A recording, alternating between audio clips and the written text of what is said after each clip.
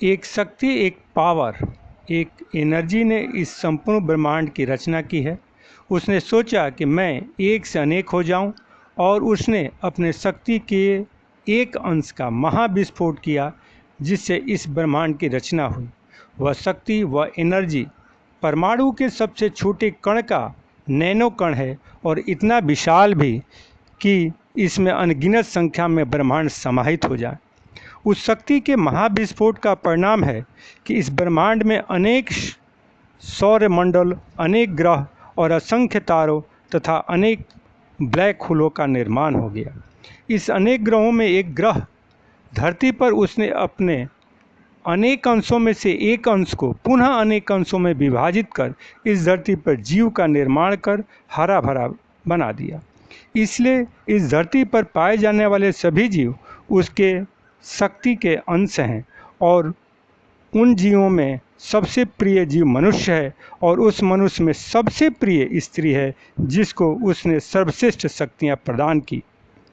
आपने कभी सोचा है वह शक्ति, वह पावर, वह एनर्जी कौन है जिसने इस ब्रह्मांड की रचना की? जी हाँ, वह है परब्रह्म। ये परब्रह्म ही है जो परमाणु से भी छोटा और इतना विशाल कि असंख्य ब्रह्मांड उसमें समा जाए। हमारे ऋषि मुनियों ने इस परब्रह्म को ओमकार से निरूपित किया है।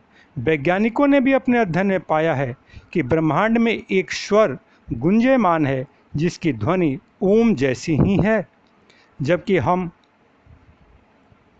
जब मंत्र या शुभ कार्य आरंभ करते हैं तो सबसे पहले ओमकार का उच्चारण करते हैं और इस परम पिता के प्रति अपनी आस्था प्रकट करते हैं। परब्रह्म साकार भी है और निराकार भी। इसलिए जीव जैसे चाहे, जिस रूप में चाहे उस रूप में, चाहे निराकार या साकार, जैसे सहज लगे उसी रूप में उसे स्वीकार कर सकते हैं। यह साकार और निराकार उसी प्रकार है जैसे जल को गर्म करने पर निराकार अर्थात भाप रूप में और फ्रिज में रखने पर बर्फ अर्थात आकार रूप में प्राप्त कर सकते हैं, पर दोनों ही अवस्था में उसका मूल जल ही रहता है।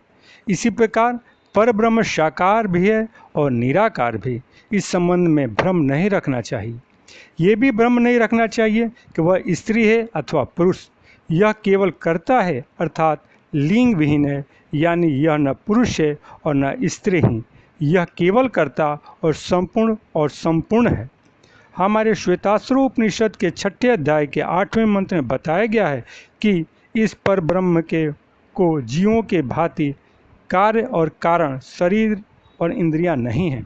केनोपनिषद के प्रथम खंड के 3रे मंत्र में यह कहा गया है कि परब्रह्म अंतःकरण इंद्रियों द्वारा नहीं जाना जा सकता।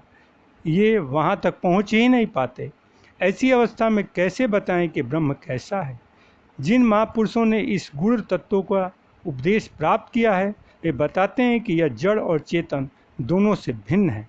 प्रत्येक सृष्टि के अंत के उपरांत यही परब्रह्म अपने को पुनः अनेक कर इस ब्रह्मांड की सृष्टि और रचना करता है।